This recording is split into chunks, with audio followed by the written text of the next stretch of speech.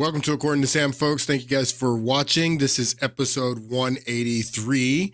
And I hope you guys had a great weekend. I hope you had a good Monday. And we're going to pick up where we left off in the last podcast. I was debating about starting this podcast talking about the border, the migration issue, which I'm going to save a little time at the end of this podcast to get into that topic, to get started talking about that topic. And then we're going to talk about that topic more probably for the entire podcast on Friday. There is a Senate bill now that has been released to the public. The Senate hasn't voted on it yet, but probably by Friday, they will have voted on it. They want to move it through the Senate and get into the House ASAP. And so we're going to talk about that bill. We're going to talk about the larger migration, immigration, invasion, whatever you want to call it. But to start the podcast today, I want to pick up where I left off in the last podcast because I left a lot on the table, and it's stuff that really needs to be addressed. And we were talking about the Sumerian people. We were talking about their culture. We were talking about their writing system, the cuneiform writing system that they created. And we were explaining the caste system in the Sumerian society, and we explained that the later Sumerian society had a caste system that looks like what is on the screen there. The earlier caste system we talked about in the last podcast, the priest was on top. There were no kings, and the priest was on the top of the caste. And then you had a council of nobles. You had a lower council of commoners, and it was a democratic system that you voted for the council of commoners, the council of nobles. You had a middle class, a lower class, and then the priest was at the top of the caste. And then we explained how the kings first came about in Sumerian society after 1,000 years of the priest being the highest authority in their society. Then the king comes along and he begins to be the highest authority. And sometimes the king and the priest is the same person. Sometimes the king and the priest, they work together to balance their power up here. And we ended last podcast talking about the fact that it would have been advantageous for the kings and the priests and the nobles in the higher classes, in the higher castes, to have a educated and literate lower class. Like, they weren't teaching cuneiform to slaves and commoners and even merchants and artisans. There was no need for them to learn cuneiform. It would have been very beneficial for the scribes, the priests, and the kings, the upper and higher classes, to keep the lower classes ignorant. And I finished last podcast playing the clip of what's the comedian's name, George Carlin, saying that the owners, talking about today, George Carlin was talking about today in our society, but what he was saying is very much what the structure of Sumerian society was, is that the people at the top do not want a well-educated, well-informed, literate lower class. Those type of people would be ungovernable. It is easier to govern people that are zombies. hence why you have the zombie apocalypse going on right now in our society. So I want to pick up where we were talking about that, and the premise of the beginning of the podcast today. I want to pick up on that premise and ask, is there a dumbing down of the population here in the United States of America? Not only in the United States of America and Western culture, has there been a dumbing down, a strategic dumbing down of our population because dumb people are easier to govern? So that's the question that I want to ask. And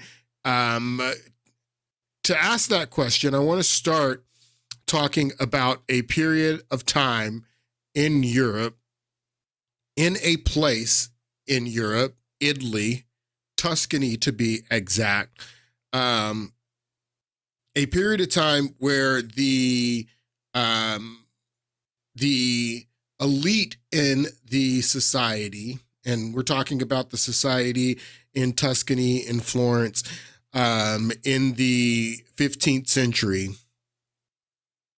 having the adverse opinion that I believe that the elites have today, having the adverse opinion about educating society than even the Sumerians had, that the elites in the Tuscany region of Italy in the 15th century, they believed that it was very important to educate the entire society there in Florence. And this was taken up by some humanist thinkers.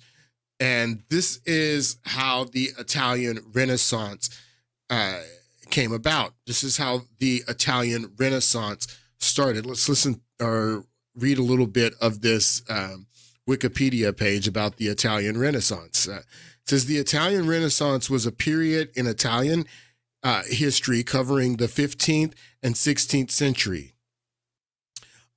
Is a period known for the initial development of the broader Renaissance culture that spread across Western Europe and marked the transition from the Middle Ages to modernity.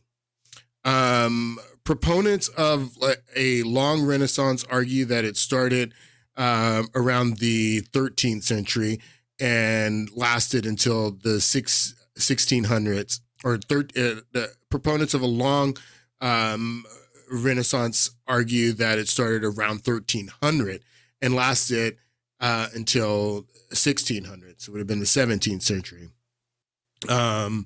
In some fields of proto-Renaissance, a proto-Renaissance beginning around 1250. You're going to see here in a moment that the Renaissance began after the Black Death, after the plague, and the plague is what set off the Renaissance. I don't agree with anyone who believes that the Renaissance started before the Black Plague. And the Black Plague, I have it here, started in between 1346 and 1353. So that's the middle part of the 14th century is when the plague is over. Read a little bit about the plague. The plague started here in Venice from ships coming from the east. It was the plague, they believe, was in the saliva of fleas that were on the back of mice. It says Black Death, the bubonic plague pandemic occurring in Europe from 1346 to 1353. One of the most fatal pandemics in human history. As many as 50 million people perished, perhaps 50% of Europe's 14th century population. So, and like I said, it began in Italy, the bubonic plague, the same place, the same country as the Italian Renaissance, just a few decades later. The bubonic plague is what set off the Renaissance. read a little bit more here. The French word Renaissance, corresponding to the Rinascimento in Italian, means the rebirth. So that's what Renaissance means. It means rebirth. And so you understand why they wanted a rebirth, because they had just experienced all of this death. Like, like that, we were just reading 50% of Europe's population was killed by this plague in the 14th century. So the rebirth was not only to think of a rebirth of culture, which the Renaissance was very much a rebirth of culture, but it was rebirth of their society. So the humanist teachers in Florence at this time, they wanted and here, let's read a little bit more here, because I think this part is important. It means rebirth and defines the period as one of the cultural revivals and renewed interest in classical antiquity after the centuries during what the Renaissance humanists labeled as the Dark Ages. So the humanists in Florence, they're the ones who labeled the Dark Ages the Dark Ages. Historians today, they don't call the Dark Ages or the Middle Ages. See, we call it the Middle Ages, not the Dark Ages. But the humanists in Florence, they called it the Dark Ages because it was nothing but it was the dominance of the Catholic Church over everything in society. The monarchies and the Catholic Church controlled this period of time that they called the Dark Ages, and then it ends with this major plague that kills off most of the population. So that's why they called what historians called the Low and Early Middle Ages. The humanists called it the Dark Ages, but it wasn't a dark age at all. I mean, they saw themselves and saw the knowledge that they were bringing to the society as light again, and light is the opposite of dark. Actually, light is not the opposite of dark. Darkness is the absence of light. So that's where you get Dark Ages from. But the Dark Ages are actually the Middle Ages, and historians, they classified the Middle Ages as the Low or Early Middle Age, and then after the Renaissance, essentially, or a little bit before the Renaissance, you had the Middle to the High, or the late to high Middle Ages. So the late Middle Age, which ended around 1500. From the Middle Ages, you had the modern era, and now we are postmodern, which is a lot of what the problem is that we see going on. Postmodernism is absolutely anti-intellectual. It is completely anti-intellectual, and this postmodern era is a large part of the problem that we're experiencing right now. So what is the problem that we're experiencing? First, let's go further into what the humanist teachers, this was their idea of the new birth of the society there in Florence, was to resurrect classical antiquity, is what it says here. The classics, everything about the classics. So they wanted to resurrect classical Rome, classical Greece, the philosophers like Plato, like Aristotle, like writers like Cicero, like Pliny the Younger, and going back and reading all of their stuff, and not only reading their stuff, resurrecting their ideas, and not only their ideas, but their way of thinking, their way of constructing ideas. They taught the population there in Florence logic. Logic was very important in teaching, children at a very young age how to construct arguments, what a logical fallacy was, the appeal to authority, the appeal to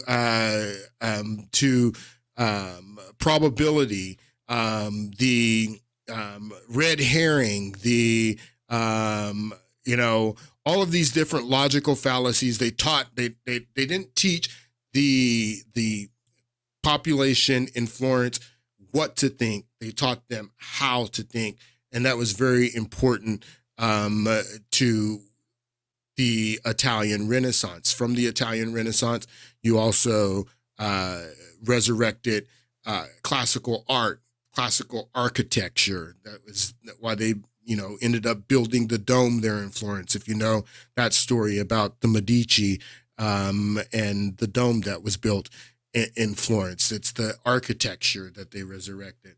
So everything was about the rebirth was about resurrecting the classics, but more importantly, teaching the population how to think. And it became very, very important teaching these people how to think to not only the rebirth in Italy, but the rebirth of Western culture and the birth of the modern world.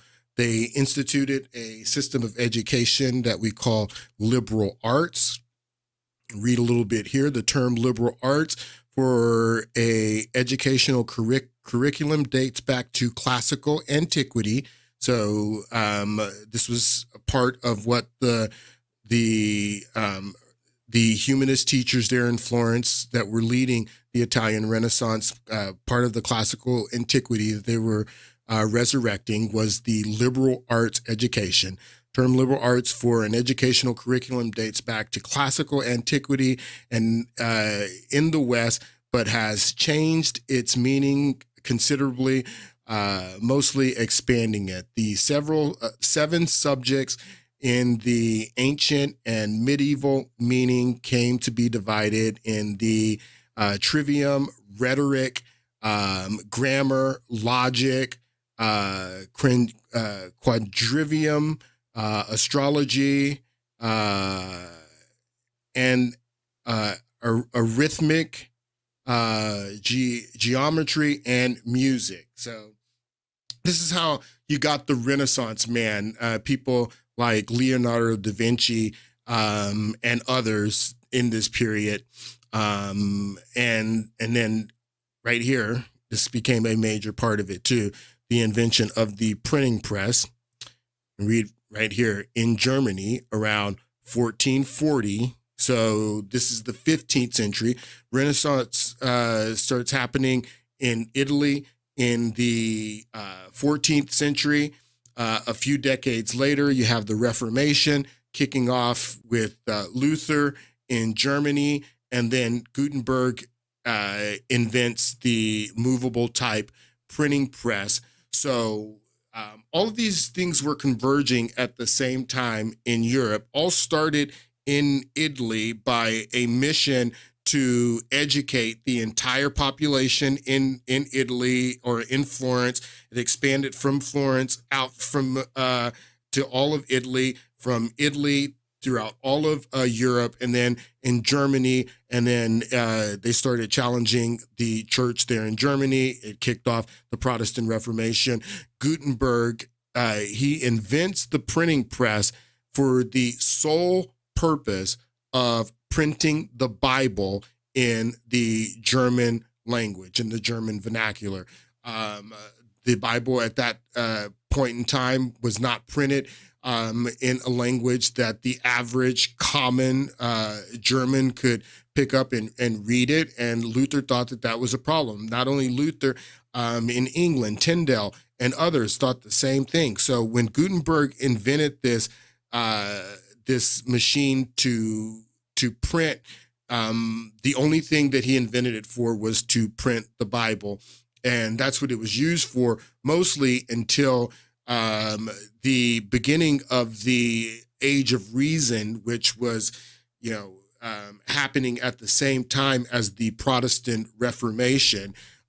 People started printing pamphlets about science, about ideas about government and political philosophies. And someone would write a pamphlet, and then people would write pamphlets to challenge the pamphlet that this individual wrote. And it created this entire age of reason that went from the age of reason to the Enlightenment and the modern era. As I say, it all started in Italy. It all started with the Italian Renaissance. I tell you all of that because the question still remains that I want to ask since that time. Has there been a concerted effort to dumb down the population to make them more governable? Because did the educating of Europe and bringing Europe out of the dark age intellectually, did that make them easier to govern for the kings and the nobility of Europe? Was it a positive thing for the kings in England? Let's just take England, for example. Was it a positive thing for the kings in England to have the English population educated and brought out of the Dark Ages into the Age of Reason, into the Enlightenment period? Well, ask Charles I.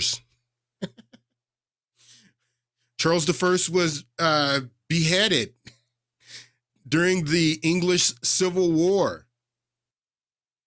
And from the English Civil War, you had the Glorious Revolution. You had the King of England having to give up tons of power in the,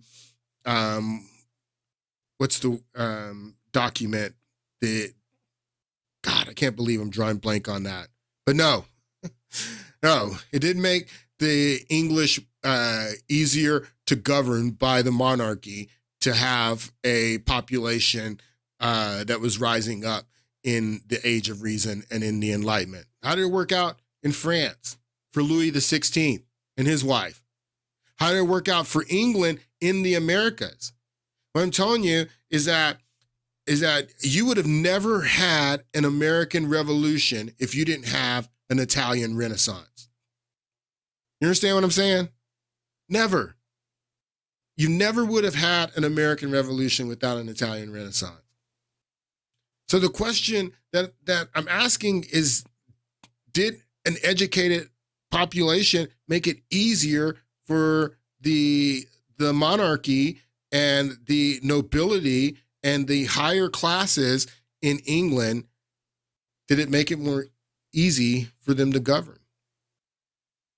No, it made it more difficult for them to govern. And that's the same thing here in the United States, that these people have figured out that it is difficult to govern well-educated people who can think critically, who understand logical fallacies, who understand rhetoric, who understand, complex ways of thinking. Those people are not easier to govern. So there has been, this is my theory. It's not only a theory, you're going to see that there's evidence to back this up, that there has been a concerted effort by the elite to dumb down the bottom caste of our society. And they've been doing it for centuries. Well, not for centuries. They've been really working at it for about a century, since the early 1920s, maybe a little bit earlier than that. Individuals like John Dewey, Rockefeller, the Rockefeller Foundation, the elites have been working to take control of public education with the intent purpose of dumbing down the population. And the effects, again, have been quite astonishing. Hold on here. Take a listen to this clip. Do you know how many stars there are on the U.S. flag?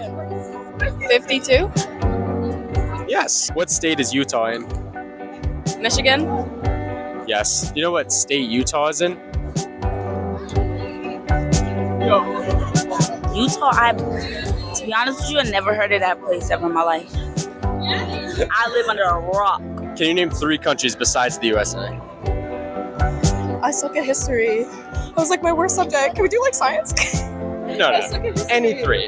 You know this. A country? Oh my jeez, this is terrible. Oh my god. A country. What, besides the US? Yeah. Huh? Ah! I'm sorry, I can't. All right, it's fine. I can't do history. I can't. Do you know how many dimes there are in the dollar? Make up $1. A dime is the 10 cent or the 5 cent? You tell me. I don't know. Can you name 3 countries besides the USA? Damn. Any 3. You know this. Canada? New Mexico. Right? That's good? Yeah. Damn, I need one more. Damn. Yeah, so you got Canada, New Mexico, and what? Damn. I need to go back to school. Do you know how many states there are in total in the U.S.? So you guys get the picture, and this guy, I've played his videos before. He does these man on the streets videos, and he's got hours of this video. Most of them there are in Times Square, but I've seen Mark Dice here on the West Coast doing the same thing. It's not like the people on the West Coast are any more intelligent than the people there in New York, where this guy does most of his videos, but he's there in Times Square. Many times he's talking to people that are visiting New York City and asking them simple questions. They don't know anything. And what I'm telling you is that this dumbing down of America is concerted. There's no way they would be able to get away with the stuff that they're able to get away with right now, unless they were dumbing these people down. These people they're going to vote. Of course they're going to vote. When they go and renew their driver's license, it asks them, do they want to register to vote? Of course they're going to say yes. Or if they are on, welfare or some type of state programs, they're going to ask them, do you want to vote? So they're actively getting these people to vote. And these people, let's just take this migration thing, and we're getting ready to get into that whole subject, but let's just take that for example. If when you come to the United States as a legal immigrant and you follow our legal laws to immigrate to this country, you have to pay money, you have to get in line, but even after all of that, you have to take a citizenship test. The citizenship test that immigrants take to become legal immigrants, that become legal immigrants of this country the correct way, they have to answer questions, basic questions, like what this guy in Times Square that he's asking citizens of the United States that are voting. Basic questions. To become a citizen in the United States, who was the first president? How many branches of government are there? What are the 3 branches of government, if you even know that there are 3? how many members of Congress there are, how many members of the Senate there are, how many states there are, how many stars on the flag. The same question that this guy is asking people in Times Square that they don't know. A legal immigrant has to pass a test answering those questions before they can become citizen. Now, the guys that are coming across the border illegally, the migrants that are coming across the border, they don't have to take a test like that. They don't even have to speak the language, to know English.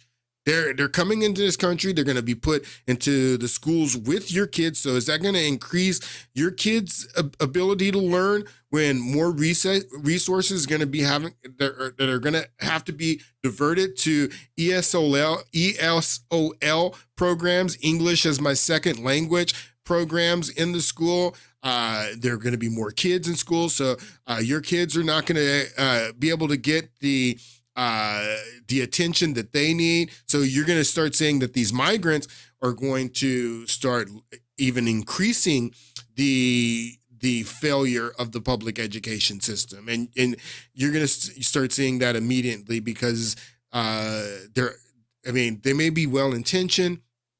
They may be, here to work, but they're not here to assimilate. And you're going to start seeing those problems. I want you to take listen to a little bit of this clip. This was a fantastic interview. I forget this author's name. Hold on one moment. I don't remember his name, but it'll probably come. Newman is his last name. But let's just take a little listen to this clip, and he talks about what is going on with the education system. The guy, I mentioned him earlier, the guy who came up with this idea that government ought to educate our children was named Robert Owen. And he was a communist. Even before Karl Marx came along and wrote the Communist Manifesto, he wanted to get rid of private property. He wanted to abolish the nuclear family. And he believed so fervently in these principles. He actually bought a piece of land in Indiana and set up a communist commune. It failed in less than 2 years. And he concluded that the reason it failed was that all these people had been raised by Christian parents in a Christian society that valued family, that valued private property, that still clung to the ideals in the Bible. And so he said, how are we going to change that? Well, and this is a fascinating story.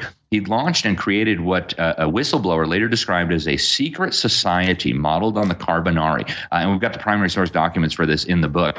The whistleblower, his name was Orestes Brownson. He says he was part of this secret society. He was in charge of organizing a part of New York.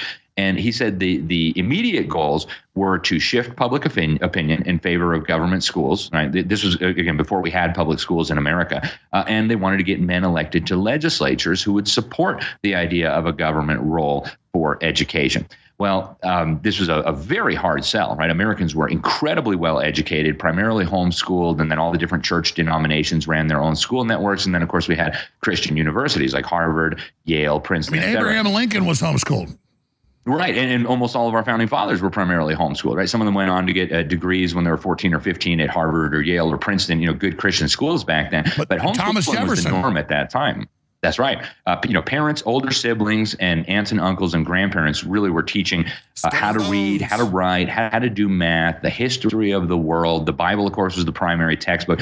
These were incredibly well-educated people. And so this whistleblower, Orestes Brownson, he eventually became a Catholic, and he repented of this involvement with the secret society, and he wrote a book about it.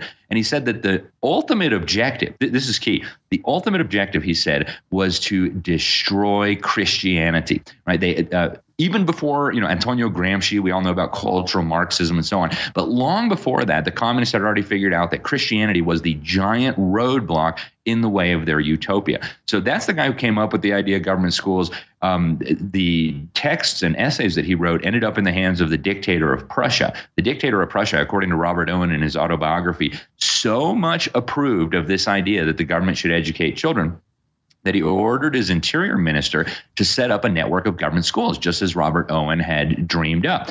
Well, the founding father of America's public school system, Horace Mann, went to Prussia, studied this system, brought it to Massachusetts, got himself selected as the first ever Secretary of Education for any state, right? We had never had a Secretary of Education in any state before that, brought the Prussian system into Massachusetts. Once he finished with Massachusetts, he went around the country preaching like a traveling evangelist, preaching the good news of salvation by government schools. And little by little, the other states started saying, well, we'll set up a government school here. We'll get the government involved there. And then along comes John Dewey, who's almost universally recognized today as the founding father of public education. He actually went to the Soviet Union for his ideas, Alex. This is a guy who wrote multiple essays for the New Republic about how wonderful the Soviet Union was. This is the guy who designed and built the system that today is educating our children. This was 100 years ago. So incredible, right? So he teams up with the Rockefellers, the super capitalists. So you got a communist who loves the Soviet Union teaming up with the Rockefeller dynasty. They had a philanthropy called the General Education Board. They gave Dewey over $3 million to set up an experimental school at the University of Chicago.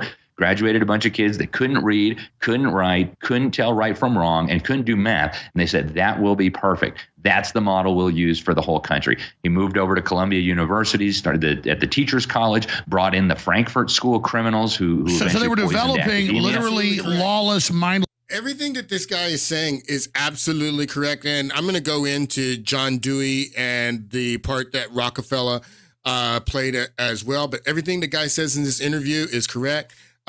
He's the author of this book. His name is Alex Newman, Indoctrinating Our Children to Death.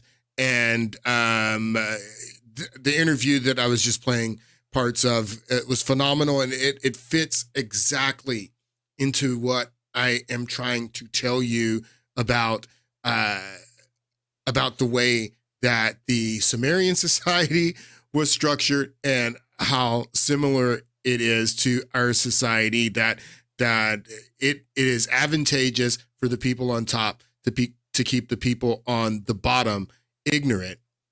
And this is why I want you to take a listen to this guy. Some of you may have already seen this. This was a video that went viral a few weeks ago, but Yuval Harari from the WEF, the World Economic Forum, he's one of the henchmen for Klaus Schwab.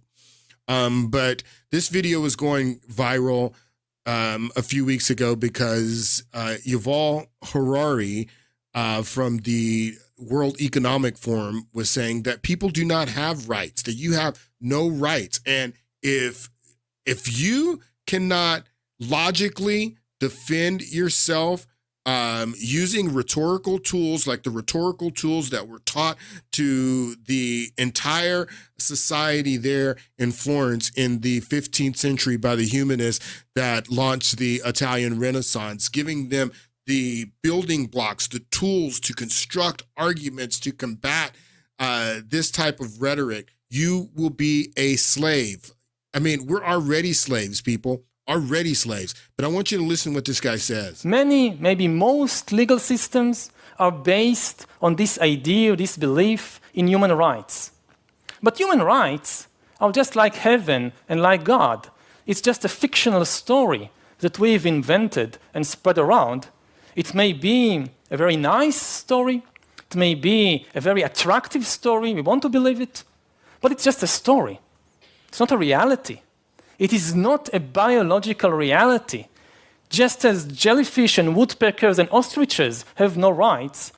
You're no different than a jellyfish, is what this guy just said. What's the difference between you and a jellyfish? If you cannot argue against this elitism, and this elitism, this is what I'm talking about. If you cannot defend yourself against these elitists, what's to stop them from treating you like a jellyfish, people? Just as jellyfish and woodpeckers and ostriches have no rights, Homo sapiens have no rights also. Take a human, cut him open, look inside, you find their blood, and you find the heart and lungs and kidneys, but you don't find there any rights. The only place you find rights is in the fictional stories that humans have invented and spread around. And the same thing is also true in the political field. States and nations are also, like human rights and like God and like heaven, they too are just stories. A mountain is a reality. You can see it, you can touch it, you can even smell it. But Israel or the United States, they are just stories, very powerful stories, stories we might want to believe very much, but still they are just stories. So this is why these people are sick. These people are they're absolutely sick. This elitism that I'm talking about, and that's what this is. This is elitism. This caste system of keeping the bottom caste dumb and ignorant, so you can dominate over them, and so they will be easier for you to govern and maintain your place at the top of the caste. It's evil. It's disgusting. I want to read a little bit of this clip, and then I want to start getting into a little bit of what's going on with this migration issue. And then, like I said, we'll pick it up again in the next podcast. But this was a poll from Rasmussen that came out a couple of days ago. The date on this article is January 19. It says, shocking survey reveals the reason elites are out of touch, and it isn't why you think.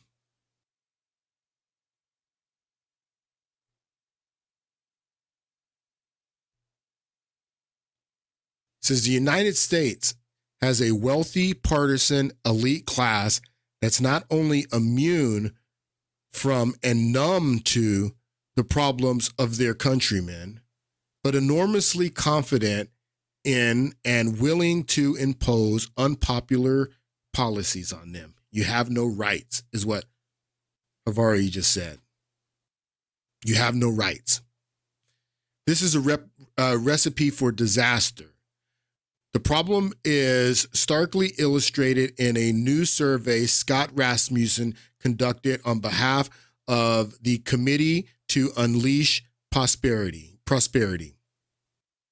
which divided respondents between elites, and this is who an elite is, people with at least one postgraduate degree earning more than $150,000, living in a zip code where the population density exceeds 10,000 per square mile, and the general public. So that's the division is between the elites and the general public. They don't go into any description of who the general public is, but they describe who the elites are, and the elites are people with at least one postgraduate degree earning more than $150,000 a year, living in a zip code where the population density exceeds 10,000 per square mile. Rasmussen also recorded the responses of a subset of elites, super elites, which he called super elites, if you will, who graduated from a few prestigious private universities, including members of the Ivy League, Duke, Stanford, Northwestern. So if you have a postgraduate degree and make $150,000, you're an elite. But if you went to Duke, Stanford, Northwestern, Yale, Harvard, Vanderbilt, you know the schools. You can name them. Any of the Jesuit schools, Georgetown. Just name them. You know the schools that they're talking about. So if you go to those schools, then you're not. So this is why you had the scandal, the college scandal of the Hollywood elite cheating to get their kids into these prestigious schools, because these prestigious schools make you super elite. So you're super elite if you go to these prestigious schools. It's near impossible to behold the results and not acknowledge their indicative of a fundamental disconnect between two Americas. It is impossible to behold the results and not acknowledge their indicative of a fundamental disconnect between two Americas. That disconnect should be as much concern to proud aristocracies as it is to the peasantry. It should come as no surprise that between America and its upper crust, a much higher proportion of the latter, 73%, consider themselves Democrats and approve of Joe Biden's performance as president, 84%. Joe Biden's approval rating nationally is 38%. The elite and the super elite approve of Joe Biden by 84%. Huh? According to Rasmussen. But there are less surface level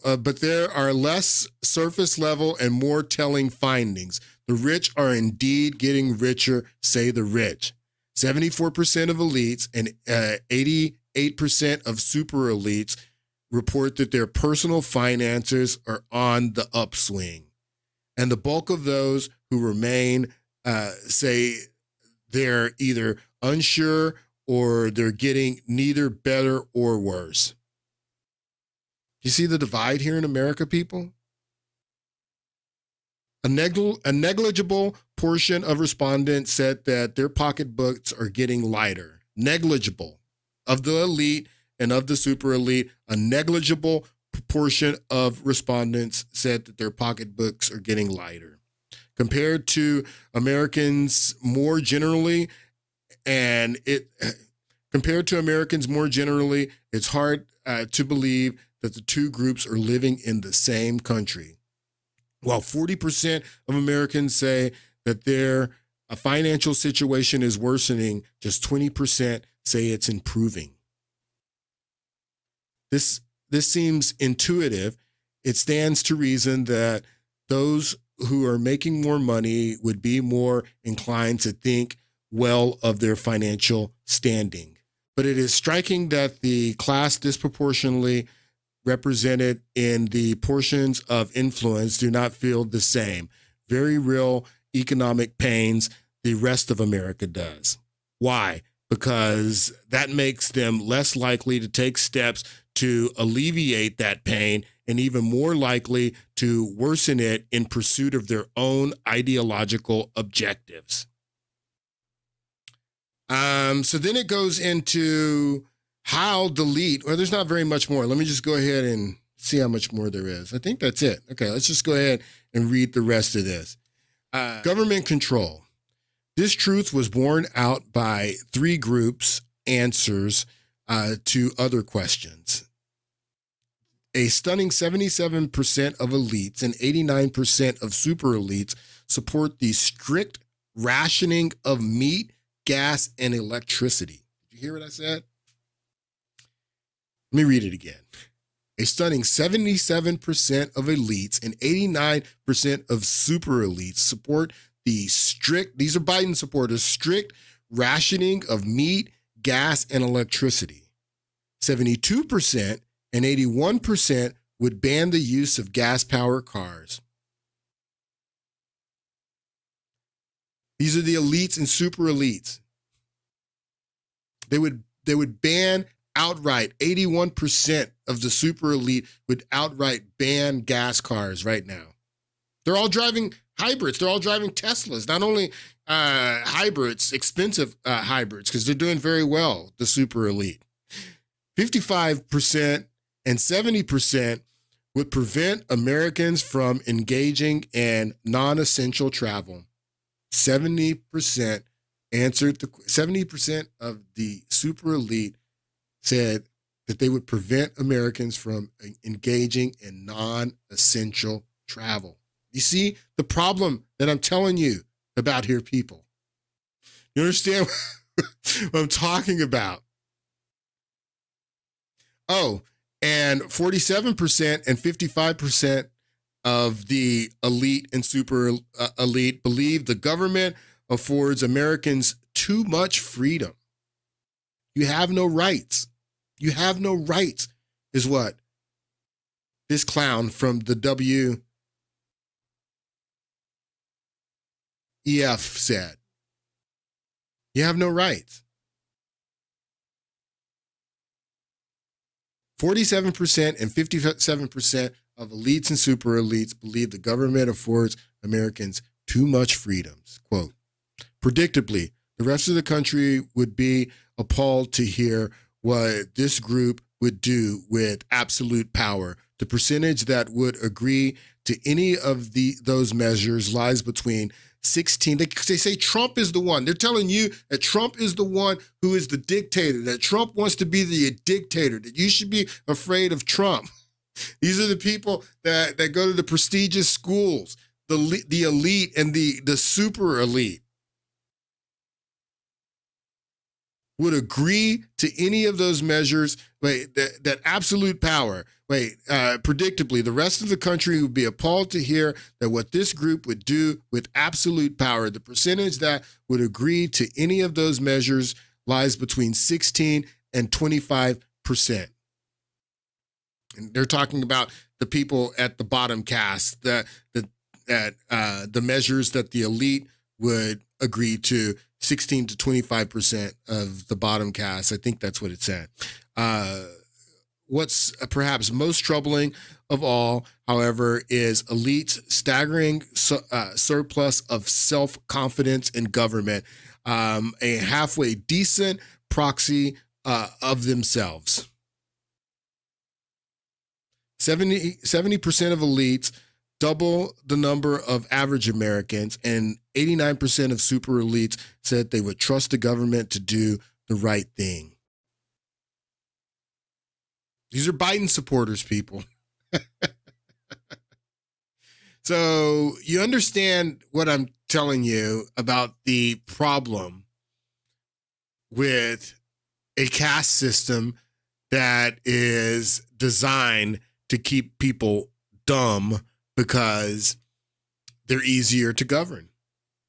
And it's not only, the system is not only created to keep people dumb, it's also created to play on your emotions as well and to make you very emotional about everything.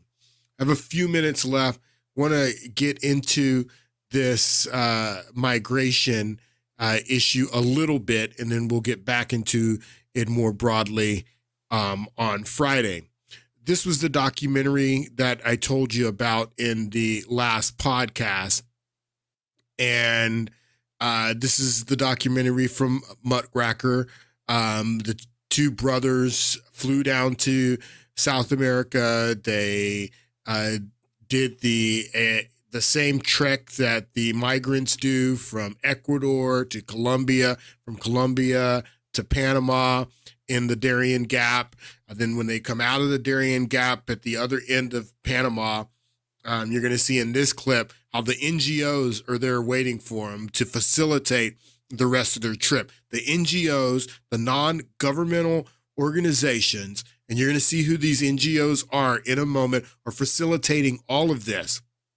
And this new bill that's coming out of the Senate has a provision in the bill to give millions of dollars to these same NGOs. It's just in the new Senate bill, millions of dollars. And we'll talk about how many millions they want to give to these NGOs who are in Central America, in Panama, facilitating this migration.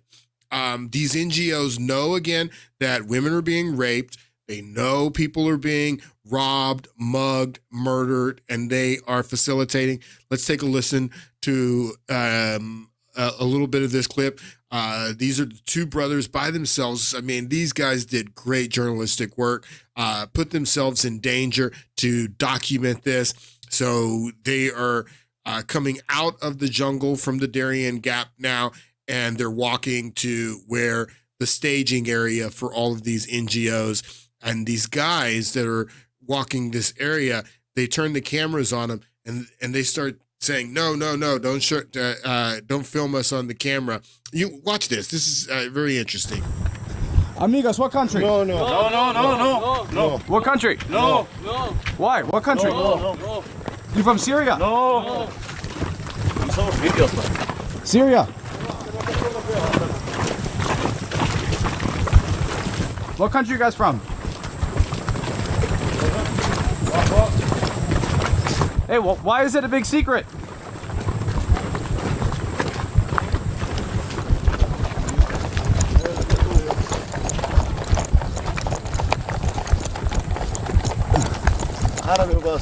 What's the problem? No. Why not? You're from Syria? Whoa, what's the problem? You So guys tell from me Syria? Why are these guys, I mean, these guys are getting ready to sneak into our country. Why are they being so evasive and covering their face? I mean, why? And these are not women and children either, people. Look at these men. You guys okay? No women, no children. No, there's women and children here. So this is the staging area. Then when they come out of the Darien Gap, this is the NGOs that are, look at all this food that they have set up for them, where they give them food. They're facilitating the entire trip. This is why the migrants are coming, because it's being facilitated by these NGOs that the Biden administration and the Democrats are funding. They want to fund them more, these NGOs. Take a listen. I mean, this is crazy. Given the aid and instructions necessary to continue their journey to the United States. So-called migration route maps can be found everywhere. The Red same Cross. UN-affiliated organizations seen earlier along the UNICEF. route also have a presence inside these Panamanian camps. A few on the scene. So this group right here, let's go back. We all know UNICEF. Also have a presence in this group right here, OIM. This is the United Nations Office of Immigration or something like that, NGO. So this is the UN here. You saw UNICEF and the Red Cross. A few on the scene include OIM, Red Cross, UNICEF, HIAS, European. Now, this one really just blew me away, that the European Union is one of the NGOs in Central America facilitating the invasion of our country. What the European Union? What the hell is the European Union doing in Central America facilitating these migrants? This is in Panama. This is where these guys are. The European Union is there facilitating these migrants. And this is in Spanish. Oh man, this is hilarious. Oh my God. They know what's going on. This is so I'll tell you what the theory is, that several people have, and this gets back to what we're talking about the dumbing down of the country and everything that these people, if you'll see, we'll talk about here in a moment. Union, Doctors Without Borders, UNHCR, and the Norwegian Refugee Council. From these camps, illegals are put onto buses and shuttled northward to Costa Rica. From here, illegals ride buses across Nicaragua, Honduras, and Guatemala until they reach the border of Mexico. We travel to the Guatemalan border town of Tecunuman, where human smugglers, most likely affiliated with the Sinaloa cartel, charged us $125 each to be smuggled into Mexico. So the cartels are making tons of money. The cartels are thriving off of this. The NGOs know that too. The NGOs that are facilitating them from coming up through Panama, and they're there with the food and the supplies and the maps telling them where to go. They know that when they go to Mexico, those same NGOs, UNICEF, the Red Cross knows that when those women that they give maps in Panama, they know when they get to go to Mexico that they're going to be robbed and raped. They know that. The Biden administration knows that. The Democrats that want to fund those NGOs more know that. And they're facilitating it. I mean, it's pretty disgusting. It's pretty disgusting. So that just really just scratches the surface a little bit. I don't want to go into this more because I don't have a lot more time. But on Friday, we're going to get into this Senate bill that they're looking to pass this week. And we're going to get more into what's actually going on with this immigration. I want to show you a little bit about the Chinese part in this documentary before we go, where they talk about the Chinese. Take a listen. So right now we are in Colombia at the Cabañas Rio Mayo Hotel. And this hotel that we stumbled upon by accident is a major hub, a major transit point, meeting place for Chinese foreign nationals that are on their way to the United States. And last night when we were here, we were eating at this hotel restaurant, and we were the only foreigners that were not Chinese. I mean, literally the entire hotel is just Chinese foreigners. We spoke with the hotel staff here, and they confirmed that. And while there are some women and children, it's mostly military-aged males. There's some right behind me right now, actually. All right. One thing to note is that among all of the foreign nationals that are entering the United States illegally, the Chinese are among the most well-funded and the most sophisticated in the way they go about getting to the United States. Whereas the Venezuelans, for example, are very poor. They just trek up to the United States on foot in mass caravans. They don't have much money. The Chinese are very well funded. They're the ones that are taking planes. We're right across the street from an airport right now. And they also have established networks. And this hotel that we're at is proof of that. It's all Chinese, and for some reason they all know to come here. It's because they are in direct communication. People that are further up the trail or that have made it to the United States are telling people that are on their way, hey, this is a hotel that's safe for you. We also found, we were staying at this hotel, they're expecting Chinese. You could see a lot of the writings, a lot of the signs in this hotel are written in Chinese. Again, this is further proof that it's not by accident. It's not just some sort of one-off occasion that there's all of these Chinese nationals here at this point. Yeah, it's not by accident. None of this is by accident at all.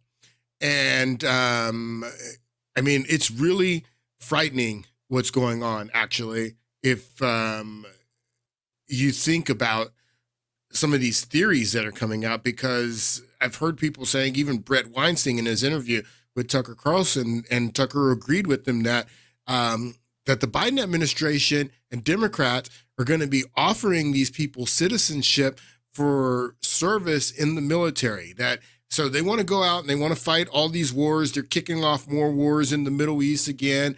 They're saying that Chuck Schumer came out and says that if we don't pass this bill, which in this immigration bill is $60 billion for Ukraine, $20 billion to secure our borders, $60 billion to Ukraine, 14 to Israel. So they're kicking off the wars. Americans don't want to go fight these wars. Americans don't want to enlist in the military anymore. Their recruitment is down significantly. So a lot of people have theorized that they're going to be offering these immigrants citizenship to enlist in the military to go fight these foreign wars. And a lot of these immigrants don't have a connection to the American people. And if they're told to turn their guns on the American people, they will be more willing to do so than American citizens in the military, are some theories, which are really, really frightening when you see the numbers of these people that are coming over, and they're already offering them citizenship for service in the military. So that's what's going on. Again, we'll talk more about it on Friday, and I hope you guys enjoyed it. I'll see you guys on Friday.